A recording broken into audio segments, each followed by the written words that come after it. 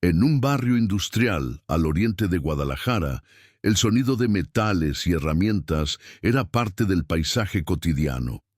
Entre soldaduras, grasa y olor a gasolina, dos amigos compartían un sueño que parecía demasiado grande para el lugar donde trabajaban.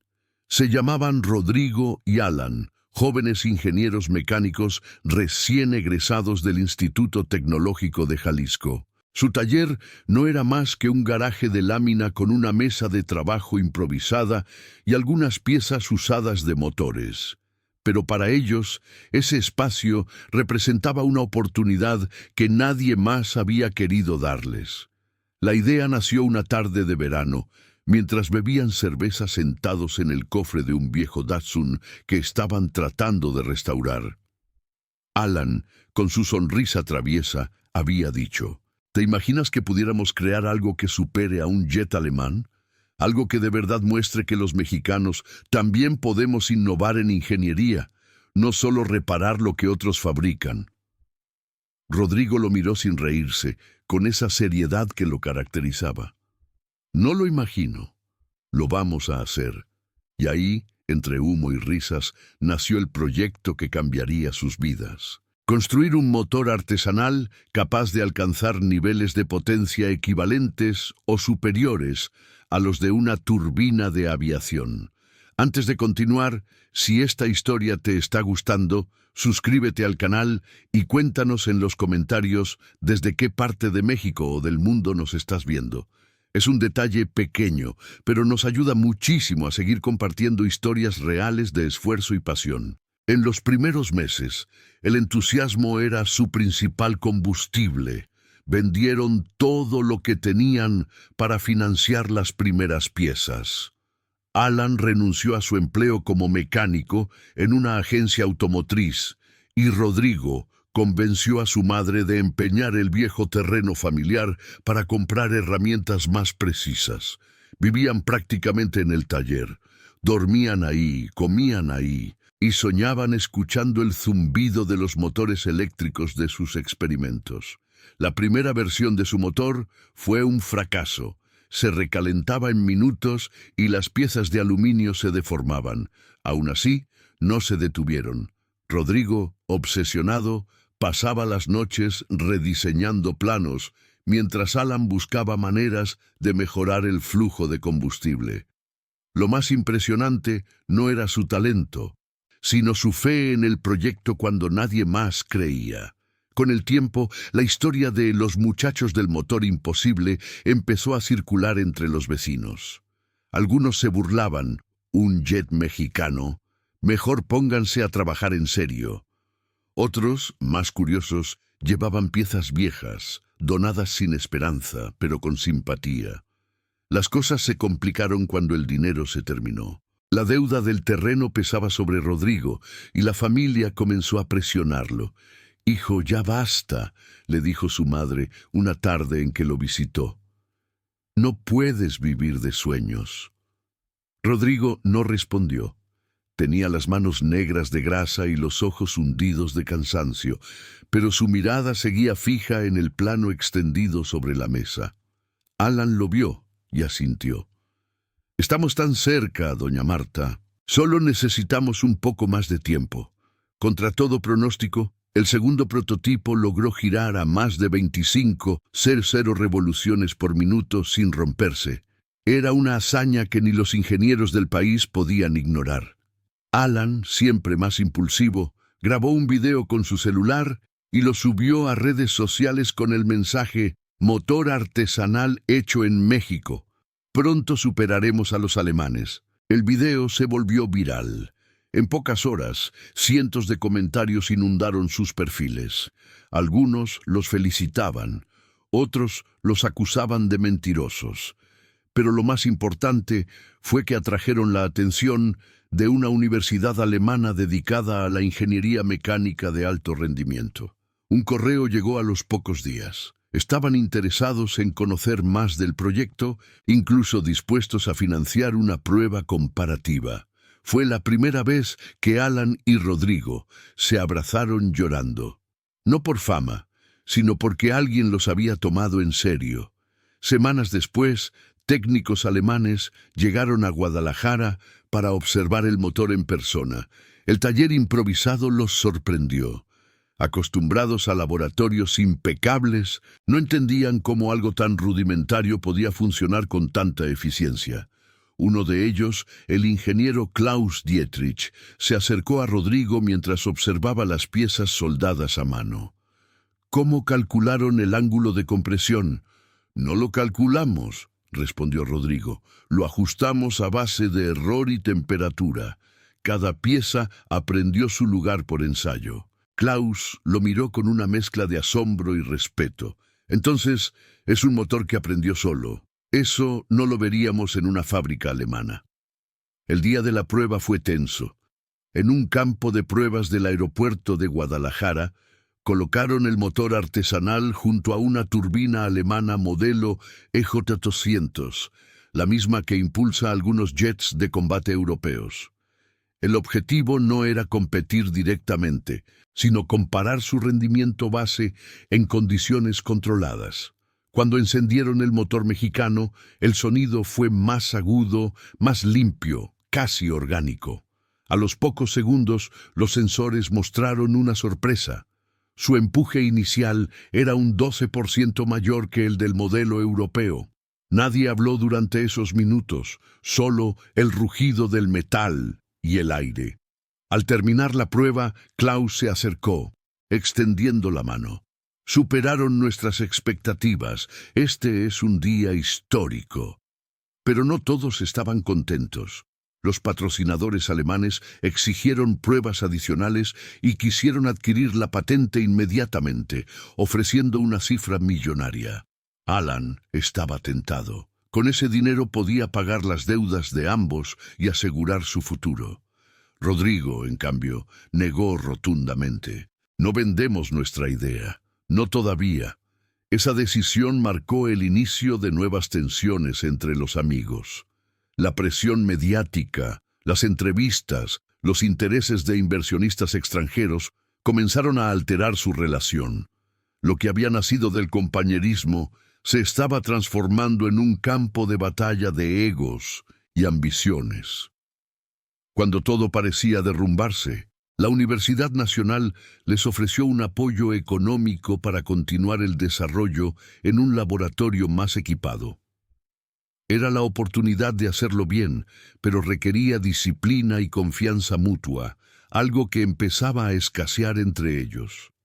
Con meses de trabajo y un equipo técnico más grande, el motor alcanzó nueva perfección.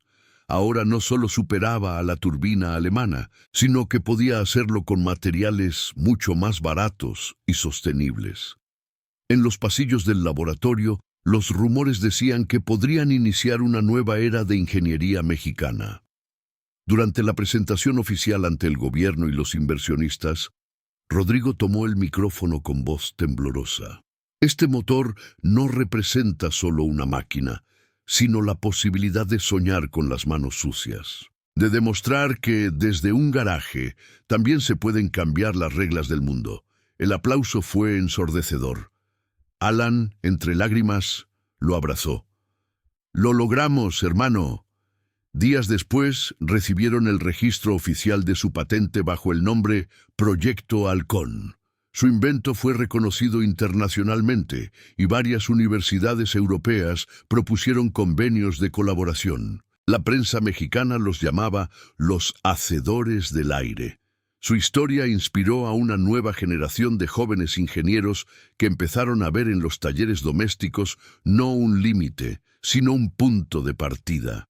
Años más tarde, cuando el motor Halcón se utilizó por primera vez en un avión de fabricación nacional, Rodrigo y Alan volvieron a reunirse en aquel viejo garaje ya vacío. «¿Te das cuenta?», dijo Rodrigo mirando el sitio donde todo comenzó. «Todo empezó aquí, entre tornillos y deudas». Alan sonrió y encendió un cigarro. «Y pensar que lo hicimos solo con fe y una llave inglesa». El ruido del avión despegando en la distancia fue su respuesta. Ese día comprendieron que los sueños, cuando se construyen con las manos, pueden ser tan poderosos como el acero que los vuelve realidad. Años después del éxito del proyecto Halcón, la vida de Rodrigo y Alan tomó caminos distintos, aunque el rugido de aquel motor seguía siendo el sonido que los unía. Rodrigo se convirtió en director de desarrollo en una compañía de aeronáutica mexicana que, gracias al impulso de su invención, comenzó a competir en mercados internacionales. Alan, en cambio, eligió otro camino. Fundó su propio taller, más humilde, pero dedicado a enseñar a jóvenes de barrios populares los principios de la mecánica avanzada. En apariencia, ambos habían triunfado. Sin embargo, lo que un día los unió, la pasión sin medida, empezó a transformarse en un silencio difícil de romper. Desde el día en que firmaron la patente, apenas se habían hablado más allá de las formalidades. La ambición, los contratos y los egos que antes no existían se habían ido interponiendo como muros invisibles. Esa distancia cambió una mañana de noviembre cuando Rodrigo recibió una llamada inesperada. «Soy Lucía, la hermana de Alan», dijo una voz nerviosa al otro lado. «Necesito que vengas. Alan tuvo un accidente. Rodrigo quedó mudo». El teléfono resbaló de su mano antes de reaccionar. No dudó un segundo. Condujo toda la noche hasta llegar al pequeño pueblo de Tepatitlán, donde Alan tenía su nuevo taller. Al llegar, lo encontró semiderrumbado por una explosión. El olor a metal quemado llenaba el aire, y los vecinos, en silencio, observaban los restos del lugar donde aquel genio autodidacta había trabajado los últimos años. Lucía lo recibió con los ojos rojos. «Sobrevivió, pero está grave. Dicen que fue una fuga de combustible». Rodrigo entró al hospital con el corazón acelerado. Allí, en una cama, cubierto de vendas, estaba el hombre que había compartido con él la locura más grande de su vida. Sus ojos entreabiertos se iluminaron al verlo. «¿Viniste?», murmuró Alan con una media sonrisa. «Ya era hora, socio». Rodrigo se acercó, incapaz de hablar. Tomó su mano envuelta y asintió. «Siempre vine, hermano. Solo me tomó tiempo entender que lo importante no era el motor, sino nosotros». A los pocos meses, Alan se recuperó parcialmente, aunque había perdido la movilidad en una pierna. Su espíritu, sin embargo, seguía intacto. En una conversación larga entre los ruidos del hospital, le contó su nuevo sueño. «No quiero que el proyecto Halcón sea solo una historia. Quiero que se convierta en una escuela, donde los chicos puedan aprender a construir algo desde cero, sin miedo a fracasar, como nosotros».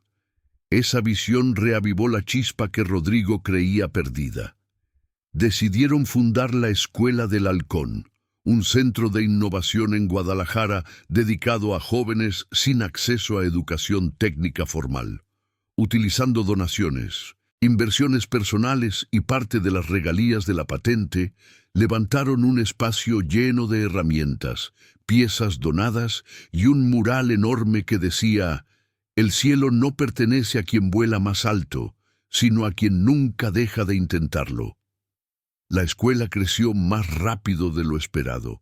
Las primeras generaciones comenzaron a diseñar drones, motores eléctricos y bicicletas impulsadas por hidrógeno.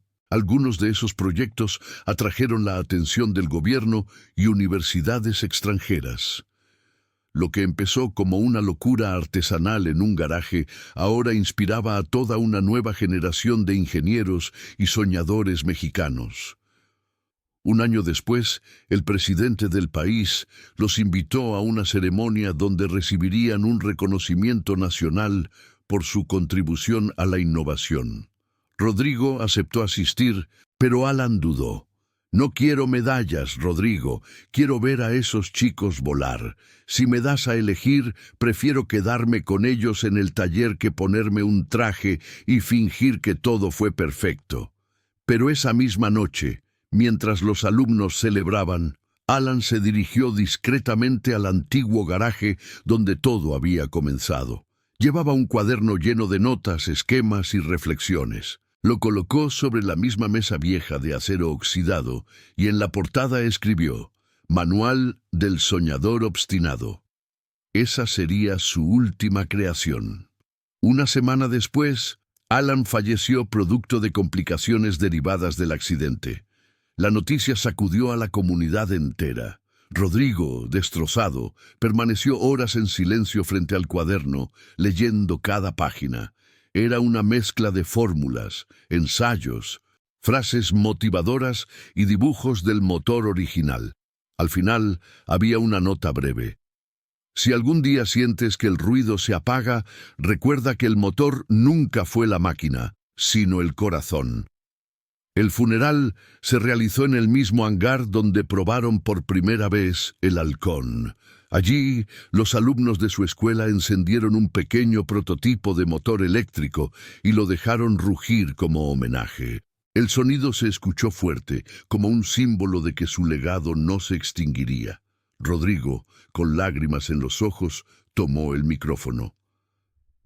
Alan me enseñó que los límites no existen cuando el alma tiene fuego. Este motor nació de la terquedad, pero sobrevivió gracias al amor por lo que hacemos. Hoy, en su nombre, prometo que seguiremos creando motores, aviones y sueños desde este suelo mexicano que tanto quiso. Los aplausos, entre llantos, se mezclaban con el ruido del viento que pasaba entre los hangares. Y mientras el sol caía sobre el horizonte tapatío, Rodrigo sintió calma por primera vez en muchos años. Unos meses más tarde, la Escuela del Halcón fue reconocida como una de las primeras incubadoras de ingeniería popular en América Latina. Su lema, inscrito en una placa metálica a la entrada, decía: construido con las manos, impulsado por el corazón. Ese día, Rodrigo colocó el primer motor halcón, ya inservible, en el centro del patio principal, dentro de una vitrina transparente. No era un trofeo, sino un recordatorio. Los estudiantes lo miraban cada mañana antes de comenzar sus prácticas. Y algunos, al escuchar su historia, juraban sentir el mismo impulso que llevó a dos amigos en un garaje a desafiar a un jet alemán. En Guadalajara, donde las calles mezclan el olor a aceite y tacos con el bullicio constante de los talleres, un garaje de lámina se convirtió en el escenario de un milagro moderno. Rodrigo y Alan, amigos desde la preparatoria, crecieron en el mismo barrio popular, obsesionados con los motores y la velocidad. Desde adolescentes pasaban horas desarmando motocicletas viejas, aprendiendo por su cuenta lo que nadie quería enseñarles. Mientras otros soñaban con salir del país, ellos querían construir algo que pusiera el nombre de México donde nunca había estado antes, en la cima de la ingeniería aeronáutica. Rodrigo era metódico, serio, él todo lo analizaba con precisión matemática. Alan, en cambio, era creativo, impulsivo, un hombre movido por la intuición. Donde Rodrigo veía límites, Alan veía posibilidades. Esa combinación hizo que lo imposible pareciera alcanzable. Su proyecto comenzó casi sin querer, cuando Rodrigo perdió su empleo en una empresa automotriz que cerró por recortes. Con el poco dinero que le pagaron, compró piezas viejas en un tianguis de autopartes. Alan lo ayudó a cargarlas sin preguntar. «¿Qué vas a hacer con todo esto?», preguntó entre risas. «No sé, pero vamos a construir algo, aunque sea para probar hasta dónde llegamos», respondió Rodrigo. En el taller improvisado donde trabajaban, el calor era insoportable. Las paredes de lámina reverberaban con el sol y el piso estaba cubierto de polvo metálico y grasa. No tenían equipo moderno ni medidores de precisión. Trabajaban con herramientas usadas que a veces fallaban y medían la eficiencia de las piezas por oído, como los viejos mecánicos de barrio. Durante los primeros 6 meses, el fracaso fue el único visitante constante. El primer diseño del motor artesanal tenía piezas que no encajaban, y las válvulas se fundían al alcanzar temperaturas extremas. Pero Rodrigo se negaba a rendirse. Dormía sobre cartones y anotaba cada modificación en libretas manchadas de aceite. Alan, optimista, grababa los intentos con su celular y decía: «De los errores también se aprende, carnal. Si los alemanes lo hicieron con millones, nosotros lo haremos con huevos». Eventualmente, la constancia dio frutos. Un día, mientras el sol se escondía y el olor del cable quemado llenaba el taller, lograron que el motor girara durante más de 3 minutos a máxima potencia sin romperse. El zumbido era limpio, armónico, distinto. Alan saltó sobre la mesa y gritó: «¿Lo escuchas, hermano? ¡Está vivo! ¡Lo logramos!». Rodrigo, agotado, solo sonrió. Esto apenas comienza. Antes de seguir avanzando, si te gusta esta historia de esfuerzo y pasión, suscríbete y comenta desde qué parte del mundo nos estás viendo. Así seguimos contando historias reales que muestran que los sueños en México también se construyen con las manos. En los meses siguientes, lograron estabilizar el sistema de combustión y eliminar la vibración del eje principal. Era un avance que incluso las universidades de ingeniería más equipadas no habían conseguido sin apoyo industrial. Uno de los vecinos, curioso, grabó una demostración y subió el video a Internet. En menos de 24 horas, la grabación alcanzó cientos de miles de vistas. Las redes se dividieron. Algunos los llamaban genios, otros farsantes. Entre los comentarios hubo uno que cambiaría su destino. Provenía de un ingeniero alemán llamado Klaus Dietrich, doctor en termodinámica aplicada en la Universidad Técnica de Múnich. En un correo, les ofreció viajar a México para observar el proyecto, dudando de su autenticidad, pero intrigado por los resultados. 2 semanas después, un grupo de ingenieros alemanes llegó al barrio. No podían creer lo que veían: un garaje con piezas recicladas, un ventilador viejo sustituyendo el sistema de enfriamiento y una lámpara colgante iluminando apenas la mesa de trabajo. Klaus preguntó sorprendido: «¿Dónde está su laboratorio de ensayos?». Rodrigo respondió con tranquilidad: «Aquí mismo. Nuestro laboratorio es el garaje y nuestras pruebas son los errores». Esa humildad, mezclada con precisión técnica, los dejó desconcertados. Cuando realizaron la comparativa con una turbina alemana modelo EJ200, nadie esperaba lo que ocurrió. Frente a autoridades, ingenieros y periodistas, el motor artesanal entregó un empuje medido un 12% superior, con una eficiencia de combustible que los europeos no habían logrado en décadas. Hubo un silencio de incredulidad, seguido de aplausos. Sin embargo, el éxito trajo presión. Empresas extranjeras quisieron comprar la patente, ofrecerles contratos y control total del invento a cambio de dinero inmediato. Rodrigo dudó, pero Alan se negó rotundamente. «No vendemos lo que representa México. Si lo hicimos aquí, se queda aquí». Esa decisión desencadenó tensiones. Las deudas aumentaron, los medios los acosaban, y el gobierno tardaba en responder sus solicitudes de apoyo. La amistad comenzó a resquebrajarse. Rodrigo quería asegurar el futuro económico. Alan insistía en mantener la independencia. Después de una fuerte discusión, dejaron de hablarse por semanas. Pero el destino siempre encuentra formas de volver a unir lo que el orgullo separa. Tras un incendio accidental en el taller, Alan resultó gravemente herido. Cuando Rodrigo lo visitó en el hospital, ambos comprendieron que la fama, el dinero y los reconocimientos no valían más que la hermandad que los unía.